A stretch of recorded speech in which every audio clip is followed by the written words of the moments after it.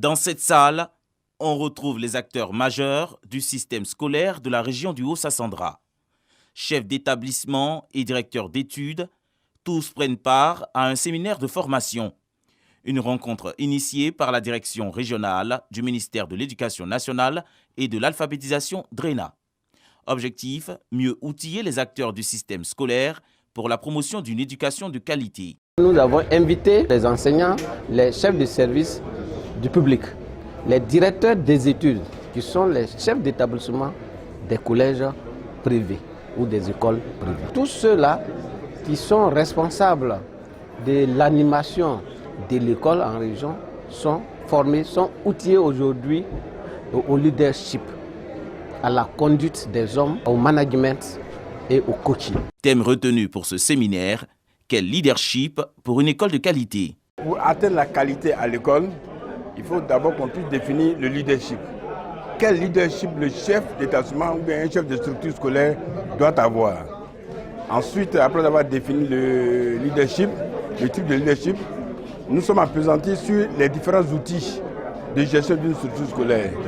Et le premier outil que nous avons abordé, c'est le projet d'établissement. Les participants se réjouissent d'une telle aubaine. Ils nous ont vraiment instruits sur le leadership et sur les éléments de gestion stratégique d'un établissement. Donc nous sortons de ce séminaire très outillés pour agir en faveur de la qualité de l'école. Ce séminaire de formation organisé par la DRENA de Daloa a l'intention des responsables de structures scolaires a duré 2 jours.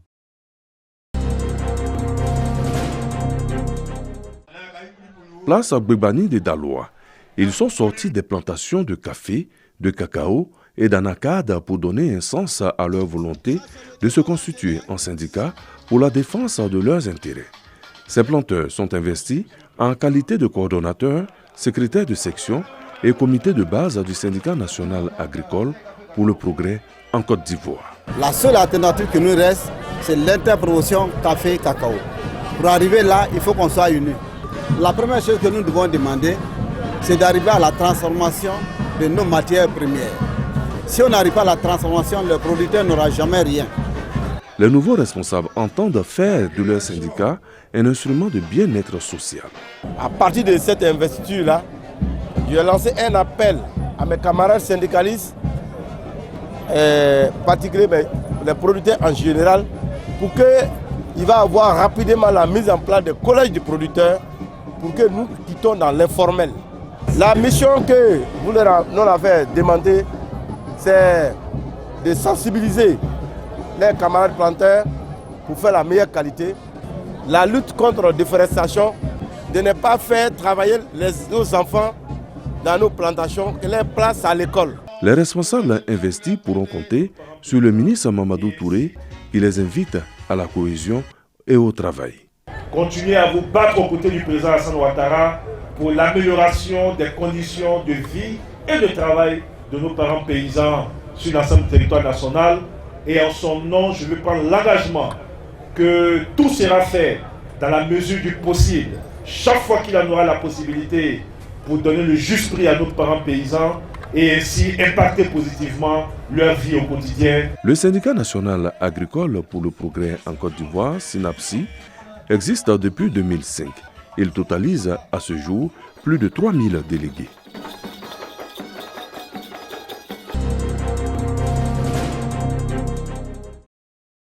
Dans les zones de production de cacao, des milliers de personnes ne disposent pas d'extrait d'acte de naissance et les personnes décédées ne sont pas déclarées.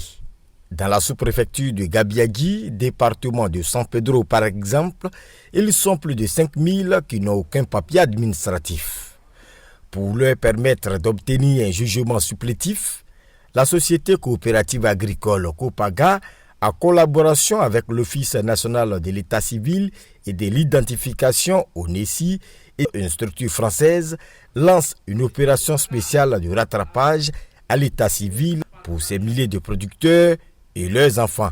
On a profité pour dire à ceux qui n'ont pas de papiers, c'est-à-dire des jugements, des extraits de naissance, de s'intéresser au projet de l'opération spéciale de rattrapage des personnes sans papiers. Nous les avons sensibilisés. Je pense que le message est bien lancé, les planteurs ont compris.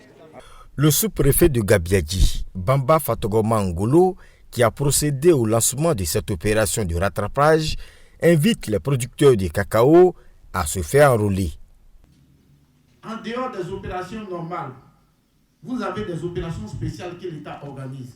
Depuis 2020, l'État a fait prendre une loi, ce n'est même pas un décret, une loi instituant une opération spéciale de déclaration de naissance.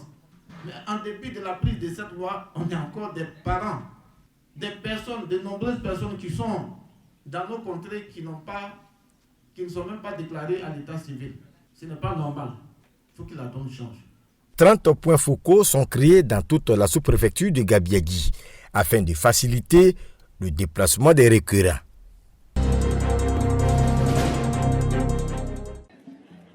Un nouveau centre de santé pour Katiola, chef-lieu de la région du Hambol. Le centre de santé urbain Kone Katia de Dimbeka, quartier de la commune. Une réalisation du conseil régional du Hambol. L'infrastructure a été inaugurée par le préfet de région et le cadre de la localité.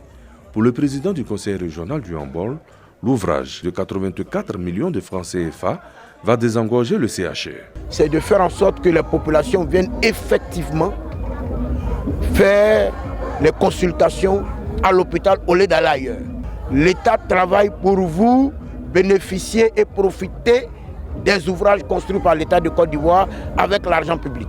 Les populations expriment leur gratitude au président du conseil régional du Hambol, surtout au président de la République, Alassane Ouattara, pour toutes ces actions de développement. Merci au président de la République et à ses collaborateurs qui ont œuvré pour que cela soit effectif. C'était un rêve pour la population de Dimeka. Aujourd'hui, cela est devenu une réalité. Je voudrais féliciter ces cadres-là, avec à leur tête, bien sûr, le président du conseil régional, d'avoir immortalisé mon cousin. Cette activité du conseil régional du Hambol a été précédée par la première réunion du dit conseil. Occasion pour Ibrahim Khalil Konaté d'inviter la population à s'impliquer davantage dans la lutte contre l'orpaillage clandestin qui prend de l'ampleur dans la région.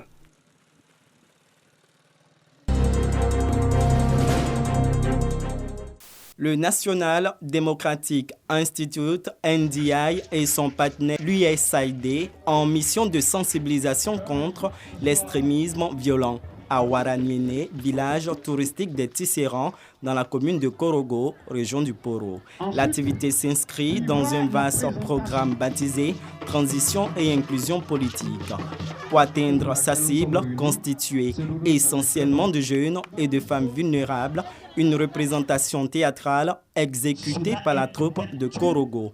Dans cette représentation, on montre aux populations sénophobes et malinquées vivant en bonne intelligence dans ce village les astuces utilisées par les extrémistes pour infiltrer les communautés.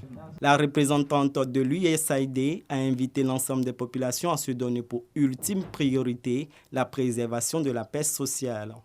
Le gouvernement américain continue de soutenir le gouvernement ivoirien de la promotion du pays. Nous avons notre rôle, vous avez votre rôle également. Continuez la lutte contre l'instabilité. Continuez l'existence tranquille ensemble.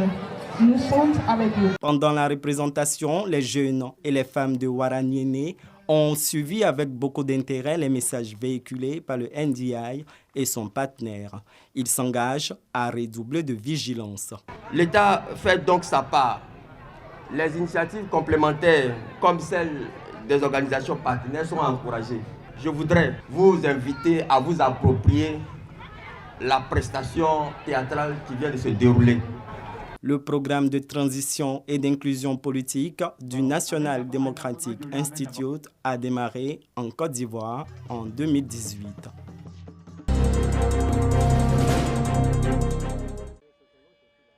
Vive émotion des jours tristes à Kokankro, village de la commune de Boaké. Des habitants inconsolables reçoivent la dépouille des 10 enfants âgés de 1 à 6 ans victimes d'une mystérieuse maladie déclarée dans le mois de décembre 2022 dans le village.